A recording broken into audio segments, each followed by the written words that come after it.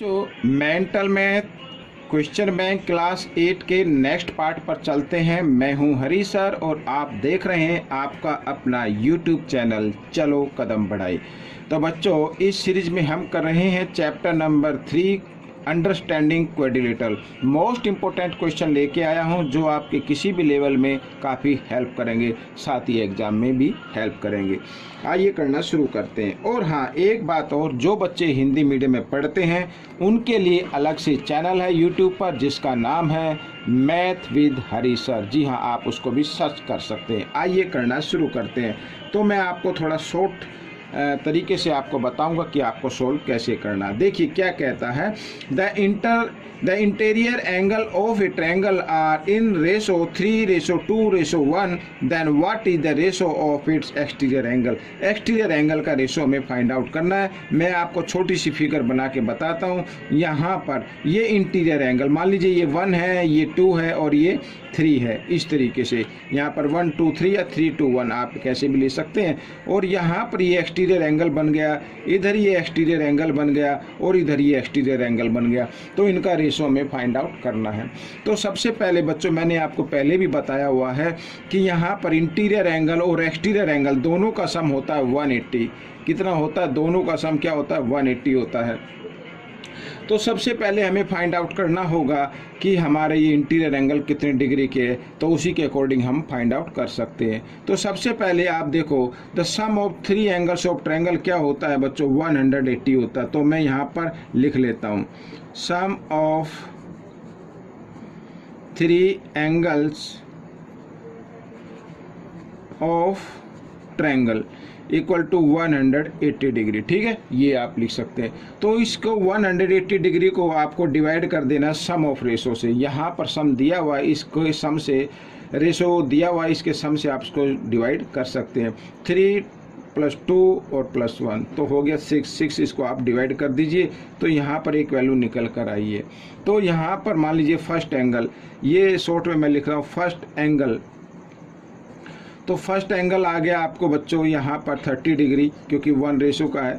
Second जो होगा आपका, सेकंड एंगल आ जाएगा, इस 30 को 2 से ये क्या कर दे, मल्टीप्लाई कर दे, 60 डिग्री आ गया।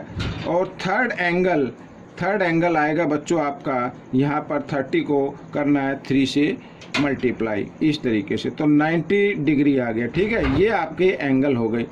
अब बच्चों आप जानते ही हैं ये इंटीरियर एंगल है। इंटीरियर एंगल, ठीक है, इंटीरियर एंगल और एक्सटीरियर एंगल भी हम यहाँ पर एक्स वाई जेड ले लेते हैं।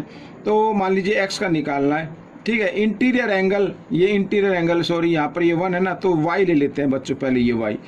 तो यहाँ पर इंटीरियर एंगल और एक्सटीरियर एंगल दोनों का सम 180 डिग्री होता है। ये आपको मैंने पहले भी बताया, पहले की वीडियो में, आप उसे देख सकते हैं। तो यहाँ पर तो 180, अब ये 30 इधर प्लस में इधर आकर ये माइनस में हो जाएगा। तो आगे बच्चों यहाँ पर कितना आ गया? 150 डिग्री आ गया। ठीक है, अब हम करते हैं फाइंड, ये जेड वाला फाइंड कर लीजिए। तो यहाँ पर 2 है यानी 60, तो आप इसको लिख सकते हैं यहाँ पर बच्चों, देखिए 60 degree plus Z equal to 180। और इसी प्रकार जेड की वैल्यू निकालेंगे तो 180 इधर ये प्लस में इधर आकर ये माइनस में हो जाएगा और यहाँ पर आ जाएगा 120 डिग्री। ठीक है, तो y की वैल्यू निकल गई है, z की वैल्यू निकल गई है। ठीक है, x की वैल्यू मैं इधर निकाल लेता हूँ, इधर जगह नहीं है। तो x की वैल्यू यहाँ पर ये 3 है यानी 90, तो 90 + x इक्वल टू होता 180 डिग्री। x की वैल्यू निकाले तो 180 डिग्री, ये प्लस इधर आकर ये माइनस हो गया। ठीक है, इस तरीके से तो आ गया 90 डिग्री। तो सबसे पहले यहाँ पर एक्सटीरियर एंगल की हमें रेशो फाइंड आउट करना है।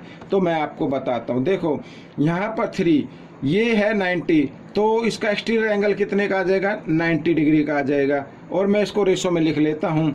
ठीक है, फिर है 2 यानी ये 2 यानी ये वाला, तो ये 120 का आ जाएगा इस तरीके से। और लास्ट में आएगा 150 डिग्री का, ये मैंने लिख लिया। आपको रेशो फाइंड आउट करना तो 0 से 0 कैंसिल कर दीजिए। और यहाँ पर हम देख रहे हैं तीनों नंबर 3 के मल्टीपल्स है तो 3 से डिवाइड कर देते हैं। 3 3 जा 9, 3 4 जा 12 और 3 5 जा, तो ये आ गया 3:4:5। तो बच्चों ये आपका आंसर बन जाएगा। आइए करना शुरू करते हैं नेक्स्ट क्वेश्चन। अब इस नेक्स्ट क्वेश्चन में क्या कहता है, ये क्वेश्चन देख लेते हैं। If the area of square is 289 square centimetre then find the length of its diagonal. Diagonal की लेंथ फाइंड आउट करनी है बच्चों। तो आपको मालूम होना चाहिए डायगोनल की लेंथ हम तभी फाइंड आउट कर सकते हैं जब हमारे पास साइड गिवन हो। तो सबसे पहले साइड निकाल लेते हैं। तो साइड देखो, ये अब आप 8 क्लास में हो चुके हैं, तो यहाँ पर अगर यहाँ पर साइड का स्क्वायर कर देता हूँ मैं, मान लीजिए साइड का स्क्वायर या साइड इंटू साइड कर देते हैं तो ये एरिया आ जाता है। लेकिन एरिया यहाँ पर कितना गिवन है, 289। तो शॉर्ट में मैं बता रहा हूँ, तो आप इस तरीके से लिख लीजिए। अब क्या करना है, आपको साइड निकालनी है। तो 289 और ये 2 इधर मल्टीप्लाई स्क्वायर की फॉर्म में है, इधर आकर ये स्क्वायर रूट बन जाएगा। तो 289 का स्क्वायर रूट होता है 17। ठीक है, तो ये साइड आ गई। अब साइड आपके सामने आ गई है तो आप डायगोनल निकाल सकते हैं। और डायगोनल का फॉर्मूला क्या होता है, ये मैं यहाँ पर लिख लेता हूँ। ठीक है, डायगोनल का फॉर्मूला होता है साइड √2, ये डायगोनल का फॉर्मूला होता है। तो बच्चों 17√2 ये आपका आंसर आ जाएगा और यहाँ पर सेंटीमीटर इसको लिख देंगे। ठीक है, तो ये आपका आंसर हो गया। आइए करते हैं नेक्स्ट क्वेश्चन। अब देखो क्या कहता है question. If A square has a diagonal और लेंथ, यहाँ डायगोनल की लेंथ गिवन है और हमें एरिया फाइंड आउट करना है। तो एरिया फाइंड आउट करने के लिए आपको साइड का होना जरूरी है, क्योंकि यहाँ पर डायगोनल गिवन है। लेकिन डायगोनल का फॉर्मूला क्या होता है, a और √2 ये होता है बच्चों। लेकिन गिवन में क्या है, 12√12। ठीक है, इस तरीके से। तो हमें ये a निकालना है, ये फॉर्मूला होता है। एक बार फिर बता देता हूँ मैं डायगोनल फाइंड आउट करने का स्क्वायर में। और ये यहाँ पर गिवन है बच्चों। ठीक है, लेंथ गिवन है, तो हमें a फाइंड आउट करना है। तो a इधर ही लिखेंगे और 12√12 और यहाँ पर √2 मल्टीप्लाई की फॉर्म में इधर आकर डिवाइड की फॉर्म में आ जाएगा इस तरीके से। तो 2 से इसको डिवाइड करते हैं बच्चों, तो यहाँ पर 6 आ जाएगा। तो a की वैल्यू क्या आ जाएगी, 12√6 आ जाएगी। ये सेंटीमीटर हो गया। तो आपको क्या निकालना, एरिया निकालना है। तो आप सीधा एरिया निकाल सकते हैं। और एरिया का फॉर्मूला आपको मालूम ही है, एरिया ऑफ स्क्वायर क्या होता है, साइड इंटू साइड होता है। तो वो मैं लिख लेता हूँ, ये साइड, ठीक है, इंटू साइड इस तरीके से। तो 12 को 12 से मल्टीप्लाई करेंगे, मीन्स 12 का स्क्वायर होता है 144 और √6 को √6 से मल्टीप्लाई करते हैं तो 6 आ जाएगा। अब इन दोनों को मल्टीप्लाई कर दीजिए, ये आपका एरिया आ गया। तो 6 4 जा 24 कैरी 2, 6 4 जा 24 और 2 6 यहाँ पर। ठीक है बच्चों, इस तरीके से। तो अब देखो 6 1 जा 6, तो एक बार फिर देख लेते हैं। 6 4 जा 24 का 4 कैरी 2, 6 4 जा 24 और 2 26 कैरी 2, 6 1 जा 6 और 2 8। तो बच्चों ये आपका एरिया आ गया। इस तरीके से आपको कर लेना है। ठीक है, आइए करते हैं नेक्स्ट क्वेश्चन। तो यहाँ पर ये भी मैंने पहले से लिख के रखा हुआ है। ये आपके मेंटल मैथ में, वैसे तो क्वेश्चन 4 है लेकिन मेंटल मैथ में क्वेश्चन नंबर 12 है। आइए करना शुरू करते हैं। How many side does a regular polygon. ठीक है, साइड हमें फाइंड आउट करनी है। Have if it's interior angle is 160। तो बच्चों यहाँ पर हम अगर साइड फाइंड आउट करें, ठीक है, साइड फाइंड आउट करें तो वो हम साइड फाइंड आउट कर सकते हैं एक्सटीरियर एंगल से। तो एक्सटीरियर एंगल आप उसका निकाल लीजिए। और मैंने आपको बताया है कि इंटीरियर एंगल, ठीक है, इंटीरियर एंगल और प्लस एक्सटीरियर एंगल, यहाँ पर दोनों का सम क्या होता है, 180 डिग्री होता है। इंटीरियर एंगल गिवन है 160 डिग्री और प्लस हमें निकालना है एक्सटीरियर। तो आप इस तरीके से इसको लिख सकते हैं। लेकिन जब आपकी प्रैक्टिस होगी तो आप माइंड में कर सकते हैं। तो 18 यहाँ पर 160 प्लस है, इधर आकर ये माइनस का हो जाएगा। तो एक्सटीरियर एंगल आपका आ जाएगा इस तरीके से। ये मैंने माइनस कर दिया तो आ गया 20 डिग्री। ठीक है, एक्सटीरियर एंगल 20 डिग्री है। आप नंबर ऑफ साइड आपको निकालना है तो यहाँ पर लिख दिए नंबर ऑफ साइड्स। अब आप सभी जानते, मैंने कई बार बता चुका हूँ, को जितने भी एक्सटीरियर एंगल होते हैं पॉलीगन के उनका सम हमेशा क्या होता है 360, और इस सम को डिवाइड कर देना है वन एंगल से, जो वन एंगल निकल कर आया है। तो इससे कर देते हैं 0 से 0 और 2 से 2 1 जा 2, ठीक है, 2 8 जा 16। तो यहाँ पर बच्चों 18 साइड आ गई, तो ये आपका आंसर हो गया बच्चों। ठीक है, तो इस तरीके से आप कर लीजिए। आइए आगे करते हैं नेक्स्ट क्वेश्चन।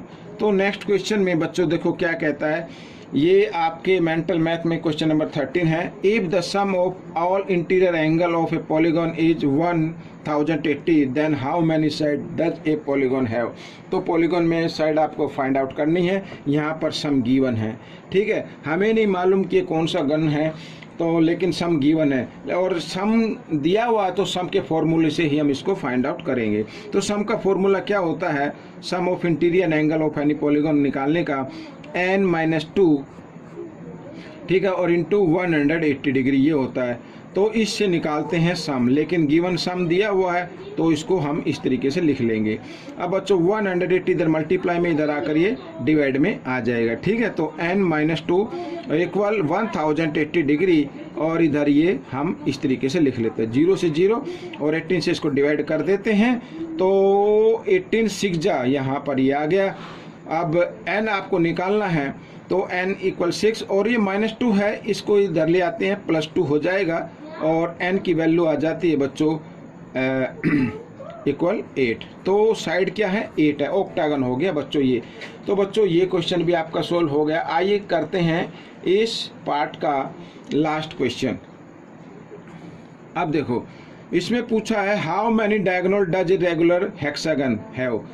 अब ये आपके देखो मेंटल मैथ में क्वेश्चन नंबर 14 है, लेकिन जो भी आप निकालना चाहते हैं, डायगोनल निकालना चाहते हैं, तो डायगोनल का फॉर्मूला लर्न होना चाहिए। फॉर्मूला होता है n ब्रैकेट n-3 और बाई 2, ये फॉर्मूला होता है नंबर ऑफ डायगोनल निकालने का, ठीक है। यहाँ पर लिख देता हूँ नंबर ऑफ डायगोनल,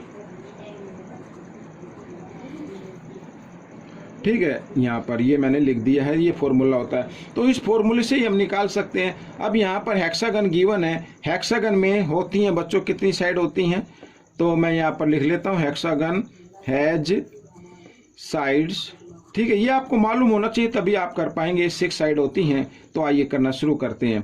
तो n की जगह 6 रखना है, तो यहाँ पर 6 ब्रैकेट और n-3 है, यानी 6 - 3 और बाई में 2, तो 2 से 2 1 जा 2, 2 3 जा 6, ये तो कट गया, यहाँ पे 3 और इंटू 6 में से 3 और माइनस कर देंगे तो 3 आ जाएगा, 3 3 जा 9। तो 9 डायगोनल होंगे बच्चों, क्या होंगे 9 डायगोनल हो जाएंगे। तो ये आपका आंसर आ गया।